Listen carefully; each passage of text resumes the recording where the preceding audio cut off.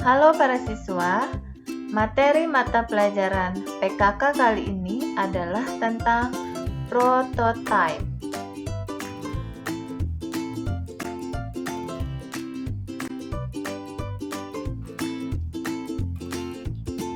Pada bab ini ada dua kompetensi dasar yang harus dicapai oleh para siswa, yaitu yang pertama menerapkan proses kerja pembuatan contoh produk barang, dan 4.8 membuat contoh produk barang dan jasa dengan indikator dan tujuan pembelajaran seperti yang tertera pada slide ini.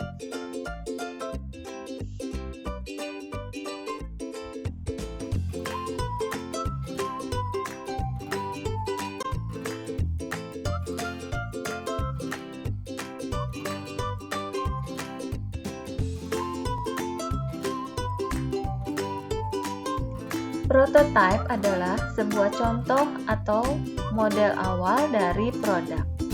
Prototype membuat ide yang abstrak menjadi bentuk nyata yang lebih konkret.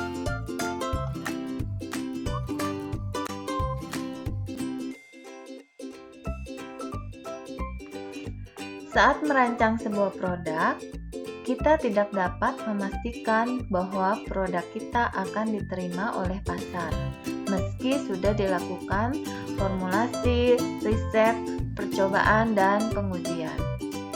Satu cara untuk mengetahuinya adalah dengan mengujinya di pasar dengan menggunakan prototype atau contoh produk.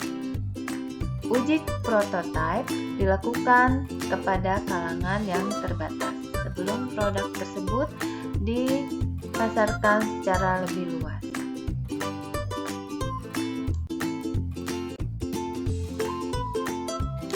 Tujuan membuat prototype bukanlah untuk menguji produk yang sudah selesai. Tujuan membuat prototype adalah untuk belajar, menemukan kesalahan dan kegagalan sebelum produk benar-benar diluncurkan ke pasar.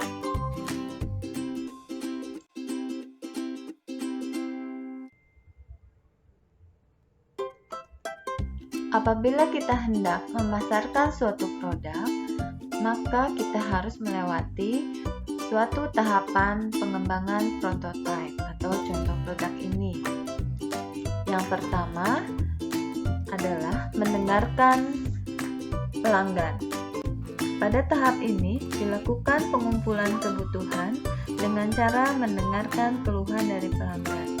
Untuk membuat suatu produk yang sesuai kebutuhan, maka harus diketahui terlebih dahulu bagaimana produk yang sedang berjalan untuk kemudian mengetahui masalah yang terjadi.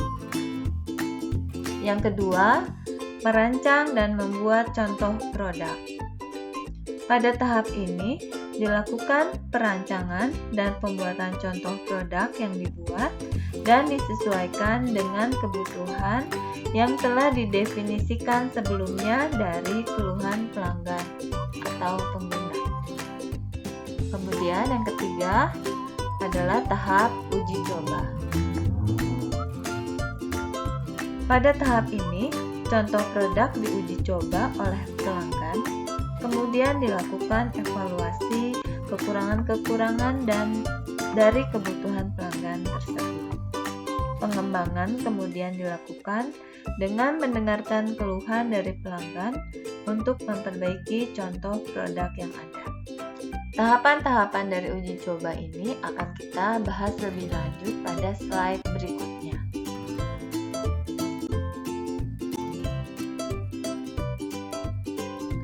Uji coba produk merupakan bagian yang sangat penting dalam penelitian dan pengembangan suatu produk. Tahap ini dilakukan setelah desain produk selesai. Uji coba produk bertujuan untuk mengetahui apakah produk yang dibuat layak digunakan atau tidak. Uji coba dilakukan untuk melihat sejauh mana produk yang dibuat dapat mencapai sasaran dan tujuan serta keinginan pelanggan. Produk yang baik memenuhi dua kriteria, yaitu kriteria kegunaan dan kriteria penampilan.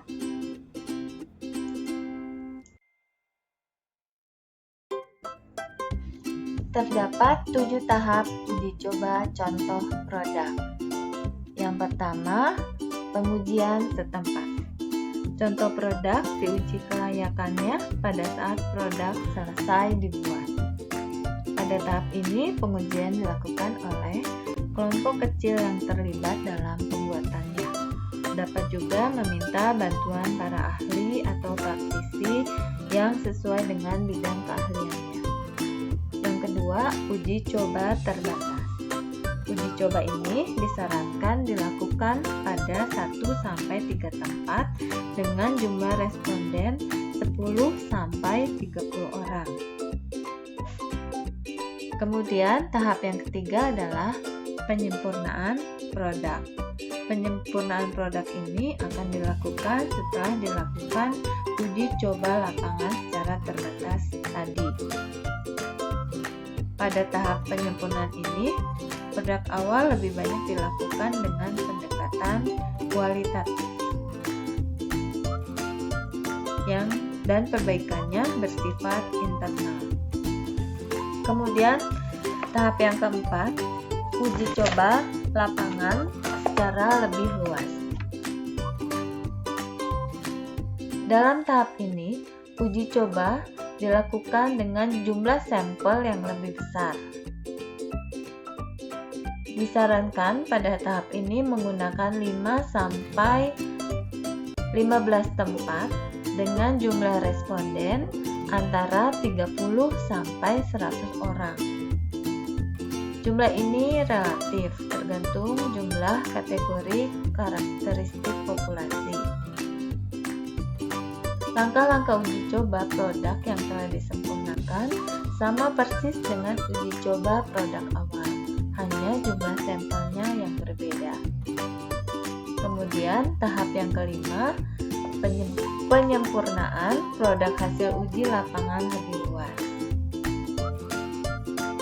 Pada tahap ini akan lebih memantapkan produk yang kita kembangkan, karena pada tahap uji coba lapangan sebelumnya dilaksanakan kelompok kontrol. Penyempurnaan produk ini didasarkan pada evaluasi hasil, sehingga pendekatan yang digunakan adalah pendekatan kuantitatif. Kemudian tahap yang keenam adalah uji coba produk akhir. Tujuan pengujian produk akhir bukan lagi menyempurnakan produk, karena produk diasumsikan sudah sempurna. Pengujian produk akhir dapat dilakukan pada tempat yang sama pada tahap uji coba kedua maupun berbeda dengan jumlah sampel yang sama. Dan terakhir adalah tahap revisi atau penyempurnaan produk akhir. Penyempurnaan produk akhir dipandang diperlukan agar produk yang dikembangkan lebih akurat. Pada tahap ini, sudah didapatkan suatu produk yang tingkat efektivitasnya dapat dipertanggungjawabkan.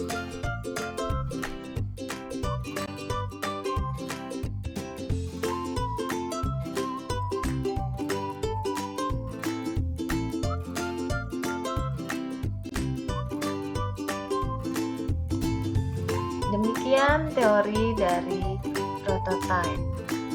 Sampai bertemu pada materi produk kreatif dan kewirausahaan berikutnya. Terima kasih, sampai jumpa.